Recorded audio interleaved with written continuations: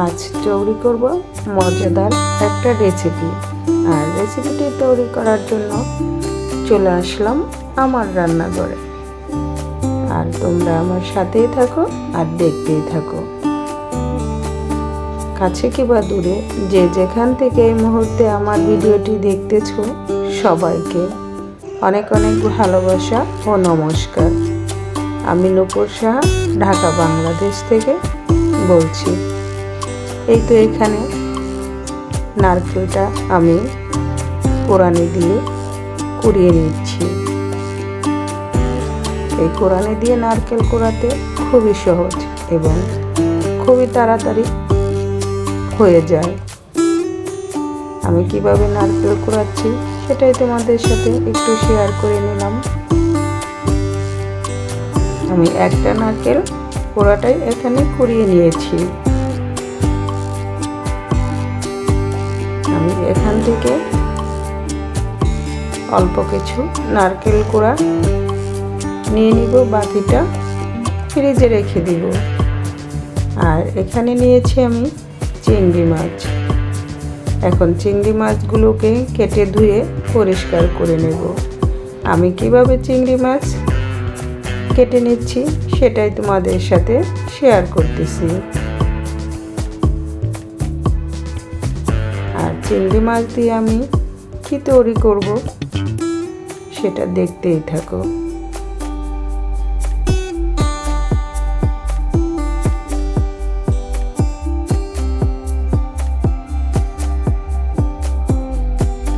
আমি চিংড়ি মাছের মাথার অংশ থেকে এভাবে কেটে মাঝখান থেকে খোসাটা ছাড়িয়ে নেব, যাতে মশলাটা ভিতরে সুন্দরভাবে বসে যায়।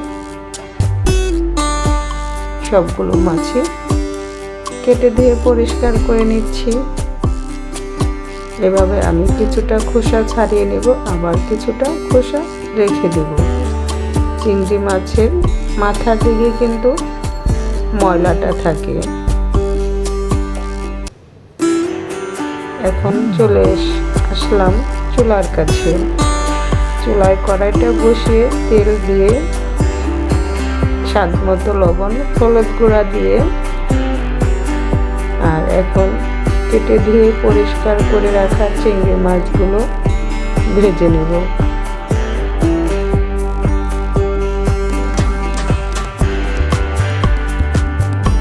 চিংড়ি মাছ মানে মজার রেসিপি।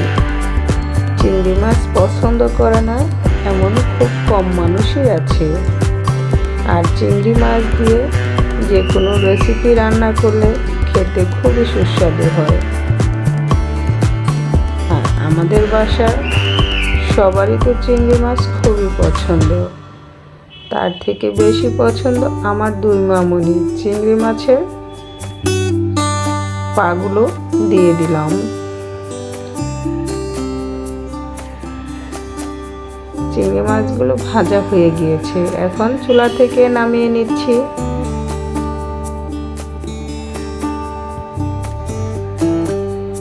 আর অবশিষ্ট তেলে আমি দিয়ে দিব এখন গোটা তেজপাতা।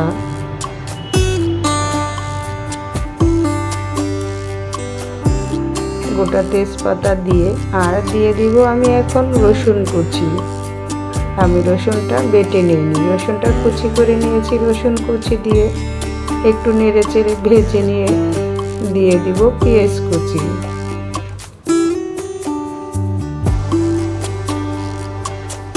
এখন পেঁয়াজটাকে নেড়ে চেড়ে ভেজে নেব।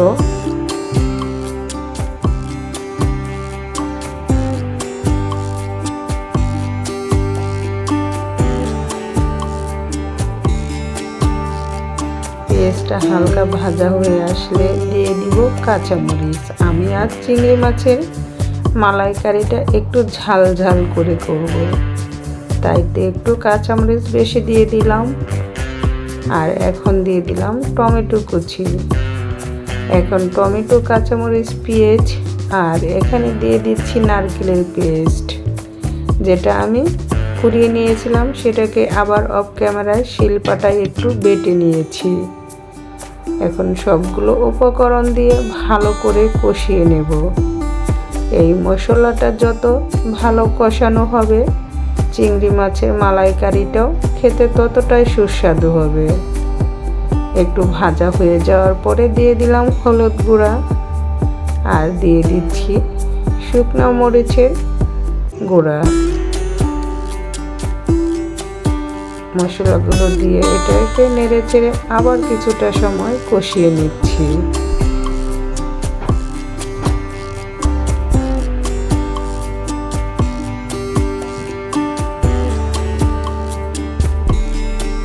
দিয়ে দিলাম 1 টেবিল চামচ চিনি, যা মালাইকারির স্বাদটাকে দ্বিগুণ বাড়িয়ে দিবে।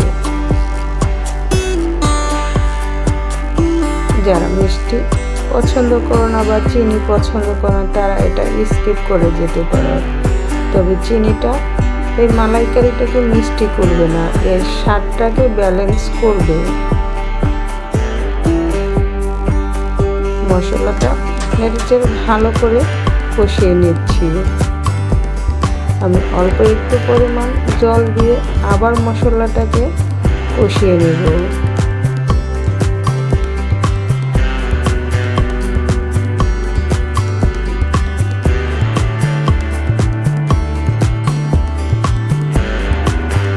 মশলাটা যখন কষানো হয়ে যাবে তখন একটু তেল ছেড়ে দিবে। তেলটা যখন ছেড়ে আসবে তখন ভেজে রাখা চিংড়ি মাছগুলো দিয়ে আবার নেড়ে চেড়ে 2 মিনিটের মতো আবার কষিয়ে নেব। দেখতেই পেলে বন্ধুরা চিংড়ি মাছের মালাইকারি কত সহজে আমি রান্না করে নিলাম। যে একদম রান্না করতে পারে না সেও একবার দেখলে রান্নাটা করতে পারবে।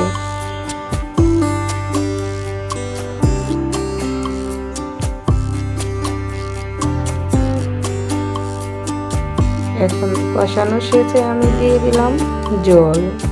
এখন জলটা দিয়ে আবার কিছুটা সময় রান্না করে নেব। আমি যতটুকু জল দিয়েছি আবার ততটুকু জল আবার জাল করে শুকিয়ে নেব।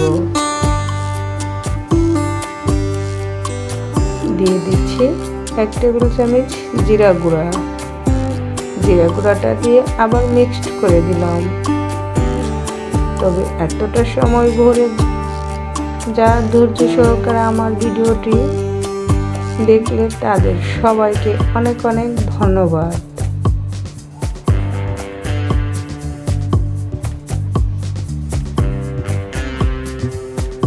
চিংড়ি মাছের মালাইকারিটা প্রায় হয়ে আসছে, দেখতেই পাচ্ছ বন্ধুরা। এখন তেলটা উপরে ভেসে উঠতেছে।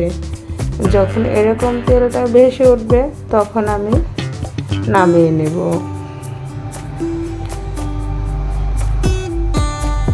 এরকম চিংড়ি মাছের মালাইকারি হলে গরম গরম ভাতের সাথে আর কিছু লাগে না। এখন চুলা থেকে নামিয়ে নিচ্ছি। আমি একটু শুকনা শুকনাই করে রান্না করেছি, তোমরা চাইলে একটু ঝোল ঝোলও রাখতে পারো। যার যেরকমটা পছন্দ ঠিক সেভাবে করে নিতে পারো। আমার চিংড়ি মাছের মালাইকারিটা কেমন হলো অবশ্যই লাইক কমেন্ট শেয়ার করে পাশে থাকবে।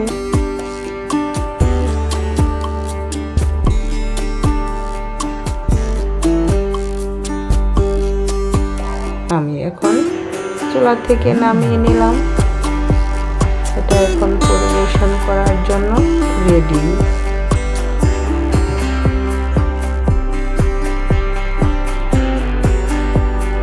সবাই ভালো থাকবে, সুস্থ থাকবে, আর আমাদের জন্য একটু আশীর্বাদ করো। আর তোমরা সবাই ভালো থেকো। সবাইকে অনেক অনেক ধন্যবাদ। আবার দেখা হবে। আজকের মতো এখানেই আমি বিদায় নিচ্ছি।